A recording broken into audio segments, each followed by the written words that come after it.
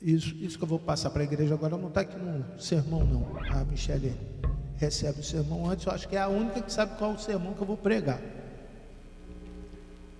Não está aqui não, mas eu queria falar isso para os irmãos.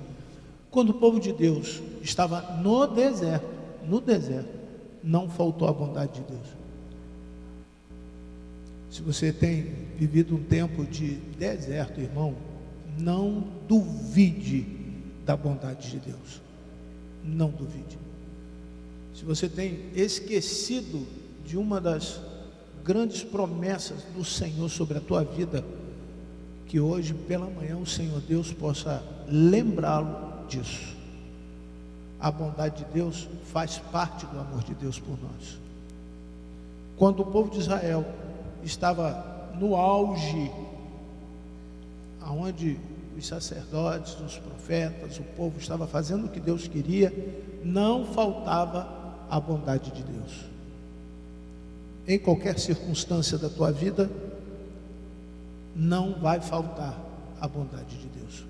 Que haja esperança no teu coração nesta manhã, que o Senhor Deus, através da sua palavra, possa encher o nosso coração de alegria e o nosso rosto de riso, que haja uma plena satisfação na nossa vida de estarmos debaixo da bondade e da misericórdia do nosso Deus. Quero anunciar com muita alegria que nesta sexta-feira o Fernando e a Vanessa casaram. Podem, por favor, ficar de pé mais uma vez. Que Deus os abençoe abundantemente. Estive com eles no cartório, depois uma belíssima feijoada no Clube Guanabara. Estava muito gostoso. Que Deus abençoe sua casa. Os docinhos também estavam muito bons, o bolo. Muito obrigado pelo carinho dos irmãos sobre a minha vida e da minha família. Podem tomar os seus lugares. E que Deus possa abençoar este lugar. Eu separei 5 pontos para falarmos sobre o Evangelho de Satanás. Eu estive ontem com o Lucas numa conferência, a primeira conferência nacional de avivamento para as igrejas brasileiras, lá na Sara Nossa Terra, com o Bispo João. O Bispo João é o responsável, coordenador em São Paulo, para motivar as igrejas ao retorno ao verdadeiro Evangelho. Isso é importante que você tome ciência disso, de uma maneira muito simples. O diabo, lá no livro de Gênesis, é o primeiro texto da manhã, Gênesis capítulo 3, verso de 1 a 6, lança a semente de engano no coração de Eva. E como nós somos herdeiros deste processo do engano, nós trouxemos isso, o homem trouxe isso para dentro da igreja e descaracterizou a natureza da igreja, institucionalizou mais. Pedrinho, vem aqui por favor, que eu quero te falar uma coisa em secreto.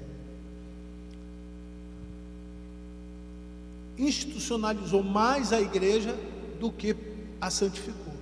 Então a primeira coisa que o diabo venceu,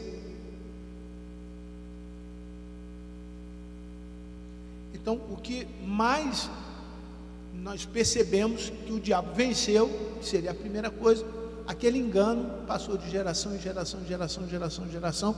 Teve um momento que a igreja sobe lá no livro de Atos, depois da morte, ressurreição e ascensão de Jesus ao céu, o Espírito Santo vem dar uma nova direção à igreja, e de repente a gente já começa no livro de Atos esse declínio histórico da capacidade de relacionamento da igreja com o Espírito Santo. Essa é uma visão panorâmica, bem rápido e simples para você entender. O diabo, ele venceu por quê? Porque as lideranças, de um modo geral, têm permitido alguns elementos, e eu vou trazê-los em uma outra oportunidade, elementos que você vai considerar e vai concordar comigo, porque são visíveis. São visíveis. Passa de novo o vídeo, por favor, irmão. São muito visíveis. Não vou pedir para apagar a luz, só para você se atentar com o que nós estamos convivendo nos dias de hoje. E logo depois faremos a leitura. Isso foi aqui do lado da nossa igreja. Sodoma não zombou Jesus da forma como nós temos visto hoje acontecer aqui. Gomorra não fez desfiles para o pecado. No Brasil, isso ocorreu no Brasil inteiro. Eles celebram o pecado da imoralidade. Então nós entendemos que o Brasil já está sob um grande juízo por conta desse pecado. Olha as igrejas, olha o que acontece na natureza da igreja. Perde a direção. Pode fechar, pode fechar, pode fechar. Vídeo. Obrigado. A igreja perde a direção. Gênesis 3, de 1 a 6. Gênesis 3, de 1 a 6. Mas a serpente mais astuta, repita para mim assim, mais astuta. Obrigado, amado. Que todos os animais selvagens, que o Senhor Deus, não precisa repetir, só aquela palavrinha, mais astuta. Que todos os animais selvagens que o Senhor Deus tinha feito, disse à mulher: é verdade que Deus disse: não comam do fruto e de nenhuma árvore do jardim? Versículo 2. A mulher respondeu à serpente: do fruto das árvores do jardim podemos comer. Volta o versículo 1. Volta o versículo 1. Qual foi o destaque que eu dei no versículo 1? Por favor. Versículo 1. Gênesis 3, 1. Mas ali começa o engano. Alguém sabia enganar. Alguém tinha na sua natureza o engano. A proposta aqui é para você tomar conta disso. Cuidado para que você não esteja sendo enganado. Mateus capítulo 24, versos 3 a 5. Cuidado, os discípulos vão ouvir isso de Jesus daqui a pouco. Mas olha lá, mais astuto. Não tinha ninguém naquele contexto mais astuto, com a capacidade de enganar. Então o evangelho de Satanás é um evangelho que engana. Esse é um evangelho que você está vivendo, que você está vendo, que você está assistindo, que você está comendo, que você está intelectualizando via internet, via os megas pastores. Você está assumindo um comportamento de identidade, de pertencimento, que você não quer ficar fora do céu. Te venderam, na verdade, o céu. Te venderam o céu assim. Um céu que não tem compromisso com a santidade, um céu que não pode falar do pecado, um céu que não pode corrigir, um céu que a Bíblia é lida só domingo, quarta-feira, um céu que é céu, mas não é o céu de Jesus. Continua, verso 4, por favor. Verso 3 que nós paramos, por gentileza. Verso 3. Mas do fruto da árvore que está no meio do jardim, Deus disse. Vocês estão compreendendo que Satanás queria pegar a palavra e com a palavra enganar Eva? Vocês conseguem enxergar isso? Ele não levou nenhuma outra afirmação, não trouxe nenhuma outra afirmação, mas ele pegou a palavra.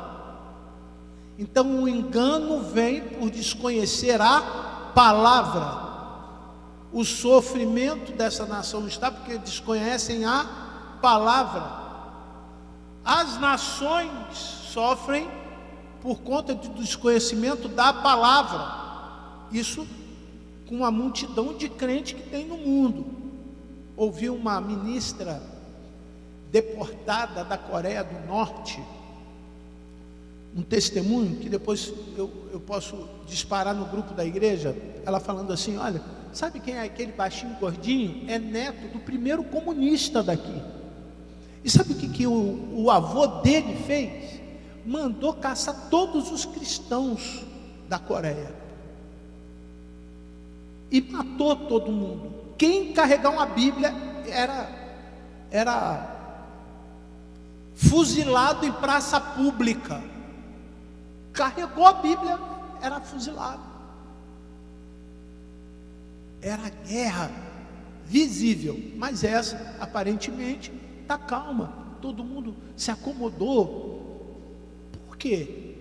Porque eles entenderam que agora eles precisavam destruir por dentro da instituição e não por fora. Lá fora eles só iriam encontrar inimigos ideológicos, partidários, cúmplices das suas loucuras. Mas aqui dentro não. Se nós conquistássemos a teologia, se nós conquistarmos os seminários, se nós conquistarmos os pastores, e o coração deles vai ficar mais fácil.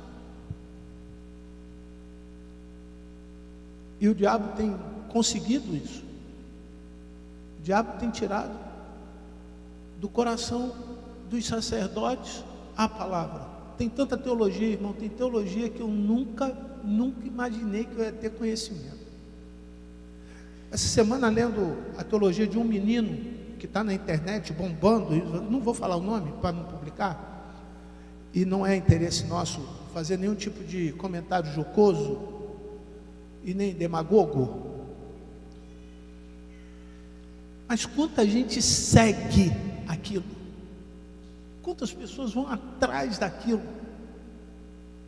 quantas pessoas esperam a agenda para poder ir aonde aquela pessoa está. Cuidado que muitos virão em meu nome, muitos profetas virão em meu nome, muitos virão, repitam, em meu nome. Jesus já falou isso para os discípulos. Cuidado, fique alerta, que muitos estarão em meu nome fazendo isso. É em nome de Jesus que está sendo feito isso. Verso 4. Então a serpente disse à mulher: claro que é certo que vocês não morrerão. Verso 5. Porque Deus sabe que no dia em que dela comerem, quem que sabe? Deus? Repita comigo assim: Deus sabe. É Deus que sabe. Eu vou abrir um parênteses para você, por favor. Tome isso. O diabo também sabe. Porque desde a fundação do mundo o diabo já existia. Então ele sabe, ele conhece a história. Ele sabe o que ele está fazendo. Não tem ninguém mais estrategista para destruir a igreja do que Satanás. A proposta é essa: destruir a igreja. Esta é a proposta. Porque Deus sabe que no dia em que dele comerem, dele quem? O fruto. Quem já leu todo o capítulo 3, sabe que lá embaixo do capítulo, lá nos últimos versículos, o autor escreve que Deus coloca uma inimizade entre o fruto da mulher. E quem era a referência nesse capítulo que nasceria de mulher, que teria autoridade para pisar a serpente, o engano, para esmagar o que veio para enganar? Jesus. Era ele que já estava ali e o diabo já tinha medo disso. Eu tiro uma lição para mim, que uma coisa Deus tem permitido. Deus tem permitido a igreja passar por isso, porque está escrito. Amém? Está escrito. Mas ele não tirou Jesus do meio disso, porque também estava escrito que o meio pelo qual nós passaríamos por isso e alcançaríamos a vitória seria por intermédio de Jesus. O meio, a proposta é não deixarmos Jesus. E o momento em que você não deixa Jesus, você está vencendo o diabo. Olha, não há nenhuma outra razão de nós estarmos esta manhã juntos a não ser Jesus. verso 6, e eu paro ali, vendo a mulher que a árvore era boa, para quê? Para se comer. Volta o versículo 5. Como Deus, vocês serão conhecedores do quê? Do bem e do mal. Olha o que o diabo faz. Ele coloca na mente da Eva que o bem e o mal poderiam conviver em o quê? Juntos. Não há nenhuma possibilidade do bem e o mal conviver no teu coração. Não há nenhuma possibilidade de você conviver com dois senhores. Ou vai agradar um e odiar o outro, ou vai odiar um e vai agradar o outro.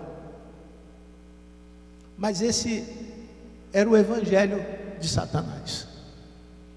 O evangelho do engano. Onde nós abrimos concessões, abrimos moralmente, damos liberdade para muita coisa que sabíamos que não era comum. Nós permitimos aquilo que não era permitido. Nós modernizamos aquilo que não deveria ser modernizado. Ainda que haja uma inteligência artificial, o nome já diz, é artificial. A inteligência que Deus quer usar é a sua. O Espírito Santo não vai entrar no celular. O Espírito Santo não vai fazer parte do seu computador. O Espírito Santo não vai tomar conta da tua televisão. O Espírito Santo pode tomar conta do teu coração e você fazer separação entre o bem e o mal. Porque é o Espírito Santo que nos convence do bem e do mal. É o Espírito Santo que nos ensina o que é bem e o que é mal. O Espírito Santo é quem nos dá discernimento. Discernimento é inteligência para a escolha entre o bem e o mal. Não misture as coisas. Na medida do possível, separe as coisas. E a palavra santidade quer dizer separação. A palavra santo quer dizer separado. Separe as coisas. O que é mal no meu coração, como diz o salmista, o Senhor sabe. Então entrega para o Senhor para que Ele deixe de ser mal. E o que é bom, una-se à bondade de Deus e se torne um cristão de verdade. Nessa época em que o Brasil, este mundo precisa de você, através de Jesus. Mateus capítulo 24, versos 3 a 5.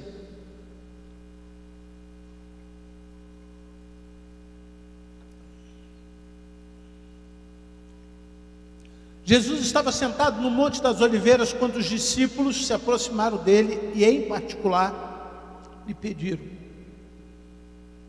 diga-nos quando estas coisas vão acontecer. Olha que coisa interessante. E que sinal haverá da sua vinda no fim dos tempos? Que sinal? É apenas um. Repita comigo assim: que sinal? Que sinal? Verso 4. Jesus respondeu: leiam. Tenha cuidado. Qual é o sinal? Ter cuidado. Qual o sinal? Ter cuidado. Cuidado com o quê? Com o engano. Já foi plantado lá no paraíso. Esse homem que faria parte da natureza da igreja, porque a igreja é formada por 3 partes. Essa natureza terrena são os homens. E a natureza espiritual tem 2 partes. Os anjos e o próprio Deus. Esta é a igreja. Se você olhar o livro de Apocalipse, você encontra. Quem são eles? Apocalipse capítulo 18. Quem são eles? São os que foram lavados e remidos pelo... Então os homens fazem parte da igreja de Jesus. E já estão lá na igreja de Jesus celestial os anjos, fazendo só uma coisa. Só uma coisa. E eu espero um dia que o Senhor me chame e eu possa fazer com os anjos o que os anjos estão fazendo. O quê? Fazendo o quê? Dizendo só uma coisa: glória, glória a Deus nas alturas, porque o Senhor é o quê? Santo, santo, santo, santo, santo. E eles não param de dizer o quanto Deus é santo, santo, santo, santo, santo, santo, santo, santo, santo, santo. Não tem outra coisa a não ser santidade no céu. Mas para haver santidade no céu, tem que haver arrependimento na terra. Eu preciso me arrepender na terra. Então a base da igreja, enquanto humana, terrena, tem que ser na base do arrependimento. Não é na base da desculpa, da justificativa, do mandar o recado no WhatsApp. Irmão, chega disso, chega. Não cola mais. É a atitude que te faz diferente da atitude de Satanás, que introduziu na igreja o engano e respondeu: tenham cuidado para que ninguém os engane. Jesus alerta que nesses dias nós estaríamos correndo um grande perigo. Qual é? Ser enganado. Agora vamos voltar a Gênesis. Vamos voltar lá no livro de Gênesis. O Jesus ajuda. Gênesis. Mas a serpente, mais astuta que todos os animais selvagens que o Senhor tinha feito, disse quem? A mulher. É verdade que Deus disse? Então, vos engane com o quê? Com a palavra. Não é vos engane com a doutrina humana, não é vos engane com a cultura. Não, pastor, nós podemos abrir concessões por esta razão, por conta da nossa cultura. Nossa cultura mudou, o brasileiro mudou, a cultura mudou. Então nós podemos abrir exceções. Irmão, eu não quero nem entrar na questão ética pastoral aqui, mas eu quero voltar ali a atenção exclusivamente ao feito literário, aquilo que está escrito. Com a mesma astúcia, Satanás hoje engana as pessoas na igreja com a palavra. Consegue tirar isso do texto? Consegue tirar isso do texto? Amém? A igreja concorda? Pessoas que vêm, sobe para pregar, falar de um Jesus que é em nome de Jesus, que expulsa em nome de Jesus, que cura em nome de Jesus, que revela em nome de Jesus, que tem línguas estranhas, diferentes até do que Deus fez, em nome de Jesus, para fazer o quê? Mateus, mais uma vez, verso 24, verso 3. Jesus estava sentado no Monte das Oliveiras, quando os discípulos se aproximaram dele em particular, e pediram que digam que essas coisas que vão acontecendo, senão haverá a sua vinda até o final dos tempos. Vamos, verso 4. E Jesus respondeu: tenham cuidado para que ninguém. O verso 5. Porque muitos é pouco. O que está escrito ali? Muitos virão em meu nome, dizendo: eu sou o Cristo, e enganarão a muitos. Esse é o evangelho de Satanás. Um evangelho comprometido com a palavra para enganar muitos. E Jesus não estava falando com pessoas que não sabiam quem era Jesus.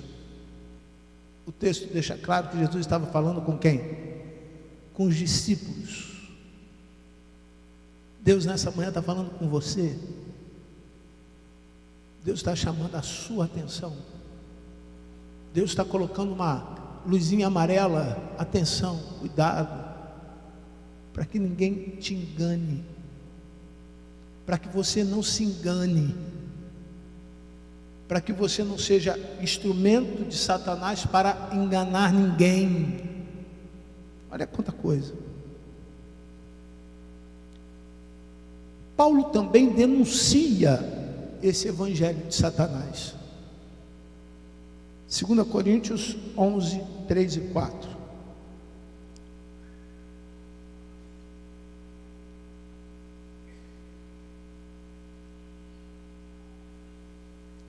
Temo que assim como a serpente, com a sua astúcia, enganou Eva, assim também a mente de vocês seja corrompida. Eu queria fazer uma pausa aqui. No inverno nós temos o hábito de tomar banho quente. Pelo menos eu tenho, eu gosto. Abro ali o chuveiro quentinho. Mas normalmente, isso já não acontece uma vez, mas já aconteceram 2 vezes. Pelo tempo em que a água fica esquentando, a fiação derrete e a resistência vai embora, queima. Até aí não tem novidade. Eu tenho certeza que você vai dizer assim: pastor, qual é a novidade? Qual a novidade?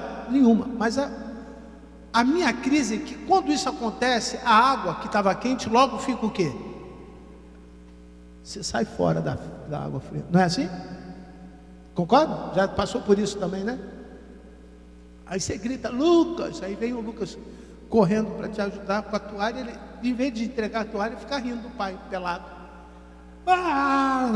Me dá a toalha. Está lá o chuveiro cheirando queimado, água fria, sabão na orelha, cabeça cheia de sabão e outras coisas mais cheias de sabão. Não deu tempo de tirar o sabão. Mas você quer sair, porque fica o quê? Frio. Irmãos, por favor, em nome de Jesus, o Espírito Santo te dê esse direcionamento. O Evangelho, quando você aceitou, ele é quente. De repente a resistência natural, a resistência do mundo, as dificuldades, os problemas torram o teu fio com Deus. O que vem de lá é mais forte do que você tem como resistência. Amém? Você crê nisso? O que vem de Deus você é menos forte. Então, quem queima nessa resistência é quem? É você que queima. Aí passa a sair o que de você? Água fria. O evangelho de Satanás não quer uma igreja onde as pessoas estejam diariamente transbordando coisas espirituais. Seja quente. Precisa transbordar dons. Isso é natural, vem de Deus, aquilo que Deus quer dar, ministrar, fazer. Mas seja um crente quente. Alguém quente.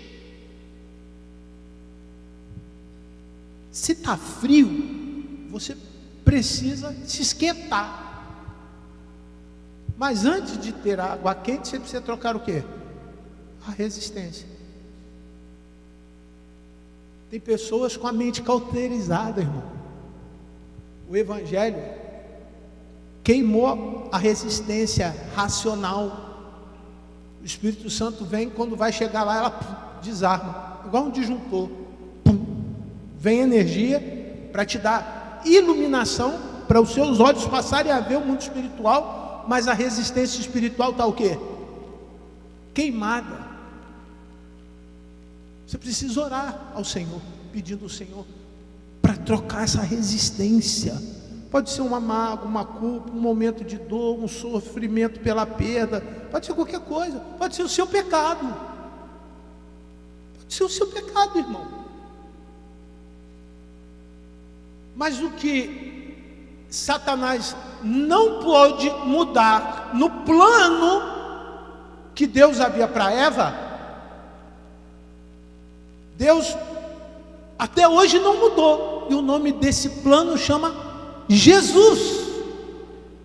É o plano da salvação de Eva. E no momento em que você se arrepende, você está tirando a resistência, o Espírito Santo monta de novo. Aleluia. Ele te dá novamente entendimento. entendimento, porque esse é o papel dele, para você entender a obra do Espírito Santo na tua cabeça. Porque antes de Jesus fazer a obra de transformação no coração, ele precisa fazer na tua cabeça. Porque a fé vem pelo ouvir a palavra. Então, o evangelho de Satanás pegou a Bíblia, botou pessoas gabaritadas com teologia, mestrado, doutorado, pós-doutorado, cheio de filosofia, cheio de história, cheio de ideologia, cheio de política, cheio de riqueza. Faltou alguma coisa? Cheio de dons e sinais espirituais. Tem pastor que passa paletó, a galera blum, e é uma pulsão na fila. Tem outro que dá aquelas cuspidas na cara do irmão, cada um o seu cada um. Só estou dizendo que tem. Você procura na internet que está lá. Tem.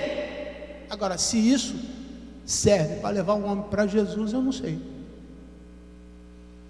Talvez sirva para encher a igreja, talvez sirva para vender um pedaço do céu. Aí você dá dízimo, você comprou um pedacinho do céu, você tem que pagar todo mês, contribuição mensal. Talvez seja por essa razão que tudo isso esteja acontecendo.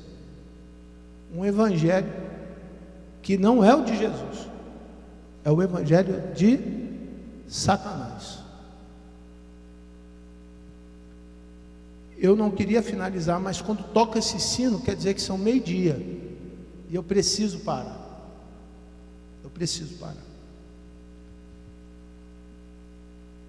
E eu quero finalizar com Gálatas 1:6-9.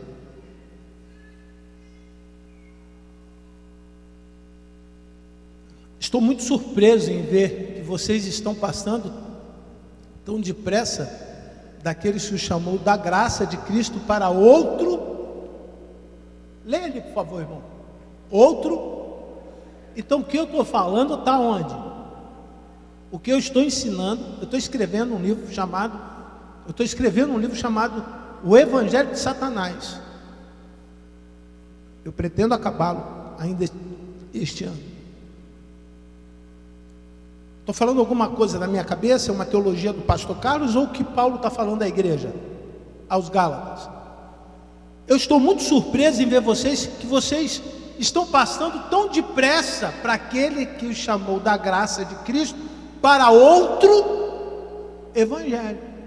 Verso 7. O qual, na verdade, não é outro, porém, alguns que estão perturbando vocês e querem o quê? Lê de novo ali, querem o quê? Perverter, tá certo? É isso? Perverter é inverter, contaminar, misturar o que é puro, tirar a essência da verdade. Você consegue enxergar isso ali?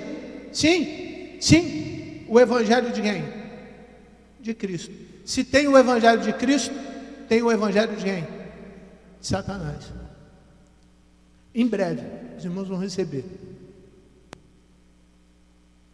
Deus vai me dar condições de publicar. Eu vou dar um para cada um da igreja. Não vou ter condições de fazer 1000, vou fazer 100. Quem sabe Deus me dê condições de fazer 1000. O evangelho de Satanás, que está dentro da igreja, contaminada pela política, contaminada pela riqueza, contaminada pela avareza, contaminada pelas falsas doutrinas, pelos sinais dos finais dos tempos. Eu passei o mês de agosto pedindo aos irmãos para trazerem pessoas doentes aqui, para Deus curar. Eu não vi muita assistência, não vi muito a igreja entendendo o que Deus ia fazer. Mas tem uma pessoa que está me assistindo, que eu mando para ele, e que tem vindo aqui, que mora lá em Niterói, seu Everton, uma pessoa declaradamente espírita, afirmou que Deus curou. Você lembra disso? Lembram disso? Lembra? Quem lembra, por favor, levanta a mão. Isso. Aí ele está contando para todo mundo, pastor Luiz e pastor Jorge, está contando para todo mundo, os amigos dele, que Jesus curou ele. Ontem ele me mandou mensagem e falou assim: pastor, hoje eu não vou porque eu tenho muito trabalho. Manda o link que a igreja faz do culto para ele assistir. Se você tivesse condições de entrar aí, você vai ver, nós temos agora 12 pessoas assistindo, ele está lá, assistindo o culto, trabalhando, não pode sair de lá, de onde ele está fazendo o que ele está fazendo, mas ele está assistindo o quê? O que eu quero dizer com isso? Que aonde há a palavra da verdade, tem cura, tem libertação, tem dons espirituais sendo divididos, multiplicados, tem prosperidade. Você está procurando isso? Prosperidade? Tá? Levanta a mão assim. Resolver problema financeiro na sua vida. Levanta a mão, irmão, em nome de Jesus. Isso. Deus está aqui para isso. Fica assim com a sua mão levantada. Fica assim. Deus está assim, aqui para isso. Você que concorda, diga amém. Mas primeiro Ele está aqui para salvar.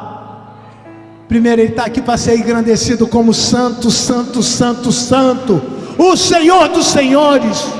Primeiro Ele está aqui para nos dar alegria, restaurar a nossa face, aquilo que você estava pensando que não ia ter mais jeito, aquele desejo de não querer mais viver. Agora o Espírito Santo está dizendo para você: olha, acabou o tempo de engano, acabou o tempo de miséria, acabou o tempo de mentira na tua vida, porque eu vou ser Jesus de verdade em você. Aleluia! Jesus de verdade, o Jesus que carrega a cruz. Ah, Senhor, é uma igreja que sabe o peso do sacrifício.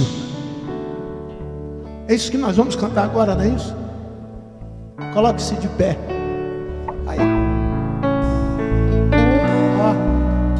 Oh Jesus, obrigado. Adore ao Senhor.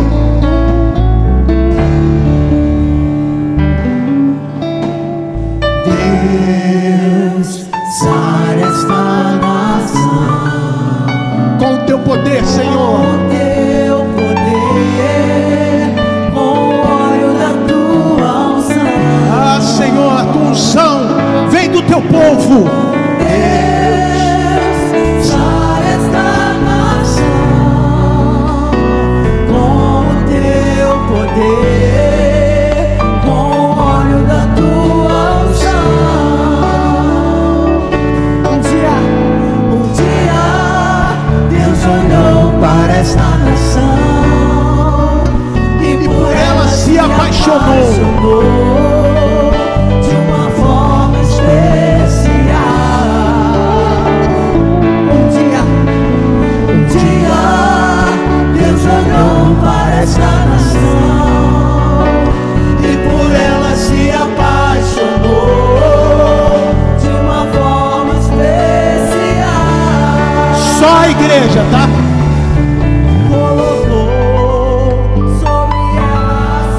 Erga as suas mãos assim aos céus. Vamos abençoar essa casa aqui, essa terra. Vamos abençoar as pessoas que estão neste lugar. Se você precisa de Deus, o Deus de verdade, este é o Deus de verdade, que ainda eu sendo infiel, o Senhor permanece fiel. Ainda que eu não o ame, Ele me amou primeiro. Deus sara esta nação. Deus, sara esta nação com o teu poder, com o óleo da tua Aleluia. Deus sara. Deus, sara esta nação com o teu poder, com o óleo da tua unção.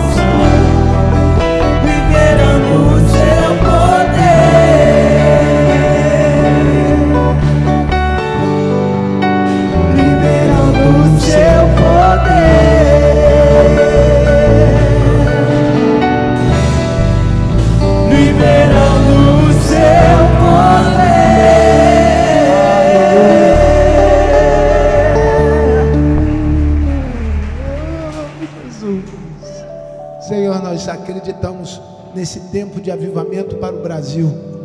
Mas antes do Senhor fazer lá em Goiás, em Brasília, na Bahia, no Rio Grande do Sul, no Amapá, no Espírito Santo, em São Paulo, o Senhor tem que fazer aqui no Catumbi.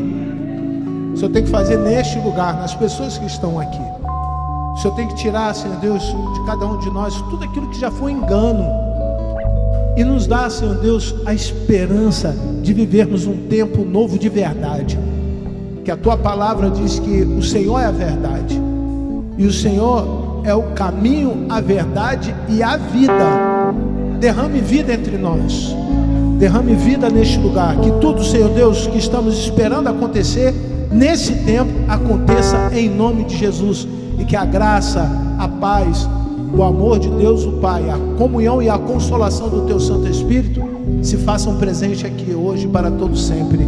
Amém.